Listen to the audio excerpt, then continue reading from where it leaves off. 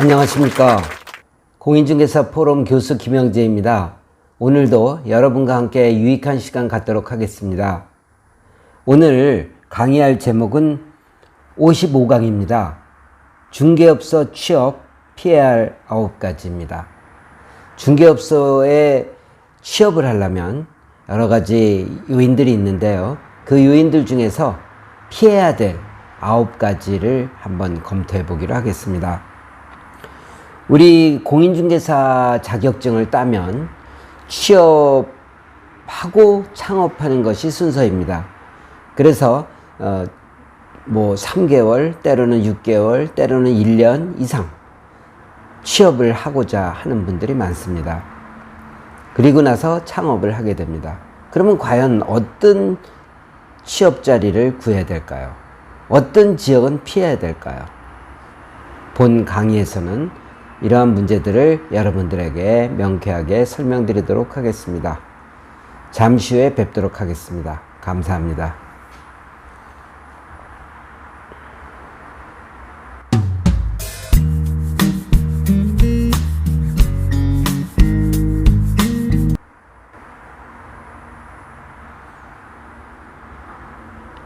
안녕하십니까. 공인중개사 포럼 교수 김영재입니다.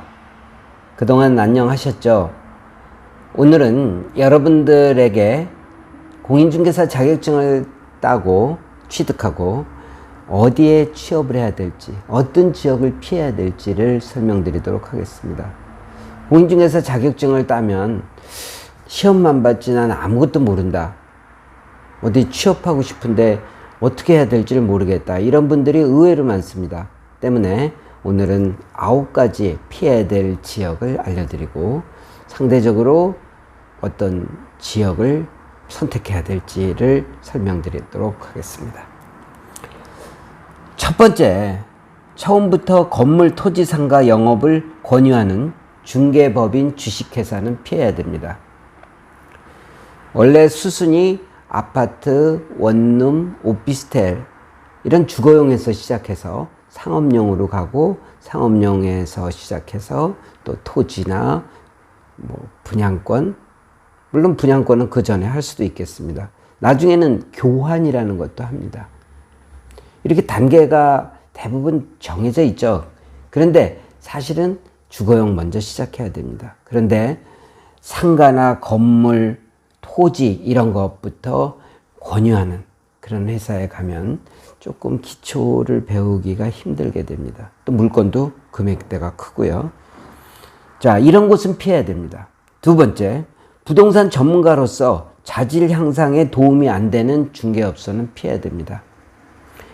다시 말해서 중개 기술을 가리키고 부동산 전문가를 양성하기 위한 의지가 있는 오너 밑에 있어야 됩니다. 그런데 명함 돌리기, 전단 돌리기, 인터넷 광고, 물건 올리기, 블로그 이런 기본적인 기능적인 일들만 시키는 곳이 있습니다. 그러면 상담하고 클로징하고 계약서 쓰고 이런 모든 일, 가격 조정하고 이런 일들을 배워야 되는데 매일 허드렛 일만 하게 됩니다.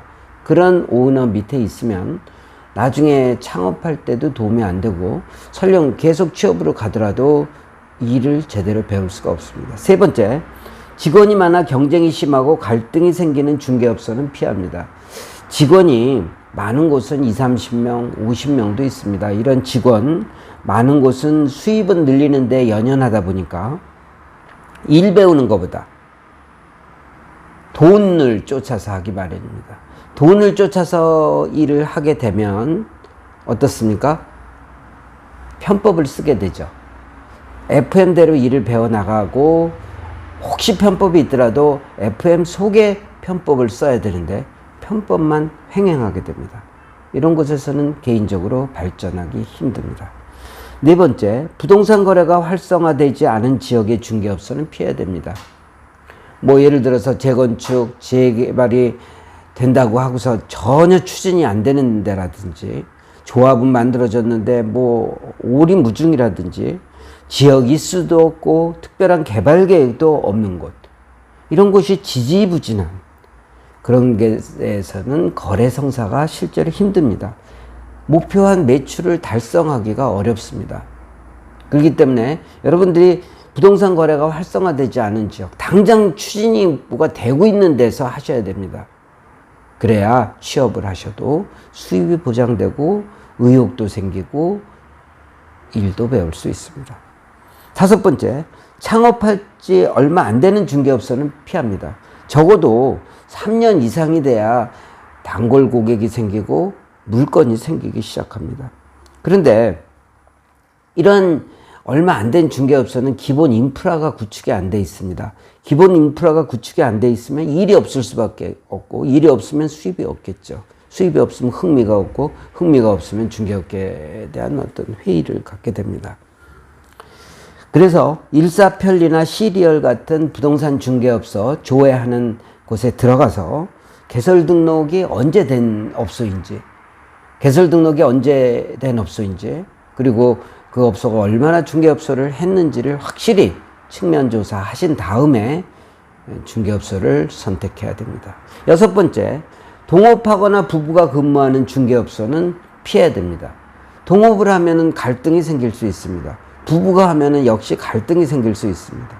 우리는 중개업소에서 편안하게 근무욕을 가지고 중개업을 해야 되는데, 이런 곳에서 의견차가 생기고 갈등이 있어서 일이 추진이 잘 안 된다면은 누구 편을 들어야 될지 모릅니다.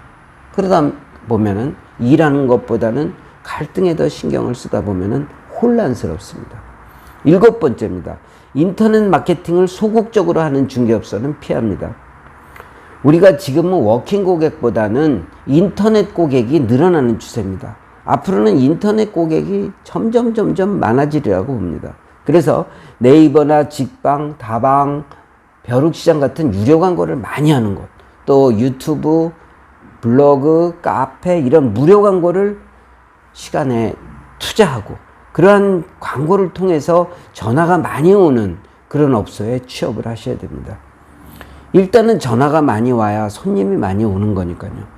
그래서 직접 광고를 들어가서 무료 광고나 유료 광고 사이트에 들어가서 소극적으로 물건을 올리고 안 올리고 하는 업소는 피해야 됩니다. 물건을 많이 올리고 광고비를 많이 투자하고, 또한 블로그나 카페나 유튜브에 많은 정보 제공을 하는 이런 업소는 잘 되기 마련입니다. 그런 업소를 선택하셔야 됩니다.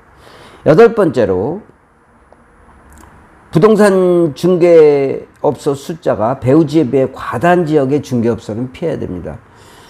우선 국토부 실거래가 들어가서 거래량을 파악하셔야 됩니다. 전월세 또는 매매, 이러한 업소의 거래량을 파악하고, 고가 아파트인 경우에는 한 200세대당 하나, 또 저가 아파트인 경우 한 300세대당 하나 정도의 평균 부동산 숫자면은 괜찮습니다.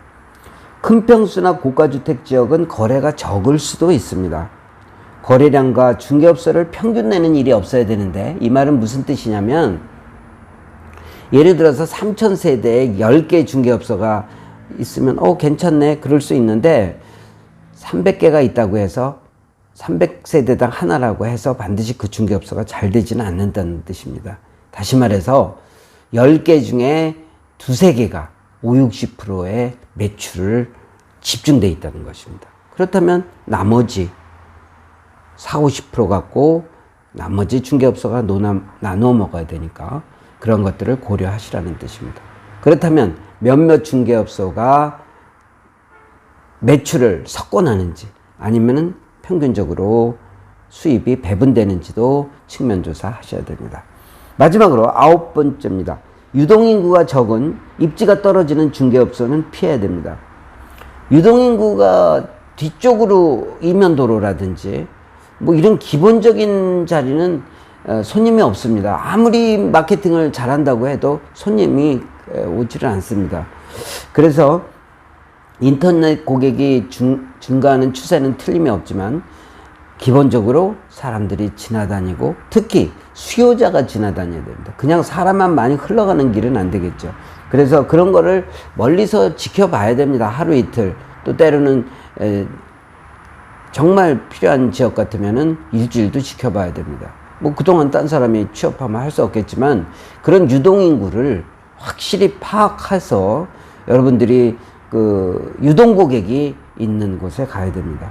실제로 유동 고객이 많은 데는 마케팅을 하지 않을 정도입니다. 마케팅을 하지 않고도 유동 인구 갖고도 충분히 중개업을 하고 매출을 올리고 할 수 있으니까요. 그래서 워킹 손님이 많아야 물건도 접수하고 또 고객도 창출합니다. 이와 같이 여러분들이 9가지는 피하셔야 됩니다. 9가지를 피하지 않으면은 여러분들이 취업하는데 상당히 어려움을 겪을 수 있습니다. 그러므로 이와 같은 사실을 명심하시기 바랍니다. 첫 번째는 처음부터 건물 토지상가 영업을 권유하는 중개법인 주식회사는 피합니다. 두 번째, 부동산 전문가로서 자질 향상에 도움이 안 되는 중개업소는 피합니다. 세 번째, 직원이 많아 경쟁이 심하고 갈등이 생기는 중개업소는 피합니다. 네 번째, 부동산 거래가 활성화되지 않은 지역의 중개업소를 피하십시오. 다섯 번째, 창업한 지 얼마 안 되는 중개업소는 피하시면 됩니다. 여섯 번째, 동업하거나 부부가 근무하는 중개업소를 피하십시오. 일곱 번째, 인터넷 마케팅을 소극적으로 하는 중개업소를 피하셔야 됩니다. 여덟 번째, 부동산 중개업소 숫자가 배우지에 비해 과다한 지역의 중개업소는 피하십시오. 아홉 번째, 유동인구가 적은 입지가 떨어지는 중개업소는 피하십시오. 이와 같이 9가지로 정리를 해봤는데요. 첫 발을 잘 들어놓으셔야 됩니다. 처음에 제대로 된 중개업소에 안 들어가면 2번, 3번, 4번, 5번 이렇게 자꾸 옮기다가 보면 중개업에 대한 회의가 생깁니다. 내가 자격증을 땄는데 이렇게 하려고 했나? 또 자기 자신에 대한 회의도 생깁니다. 그러므로 여러분들이 피해야 될 9가지 사항을 명심하시고 이것을 실제로 중개업 취업할 때 활용하도록 하십시오. 오늘은 여기까지 하겠습니다. 다음 강의에는 더 좋은 내용으로 여러분들을 모시도록 하겠습니다. 감사합니다. 건강하게 다음 회차까지 기다려 주시기 바랍니다. 감사합니다.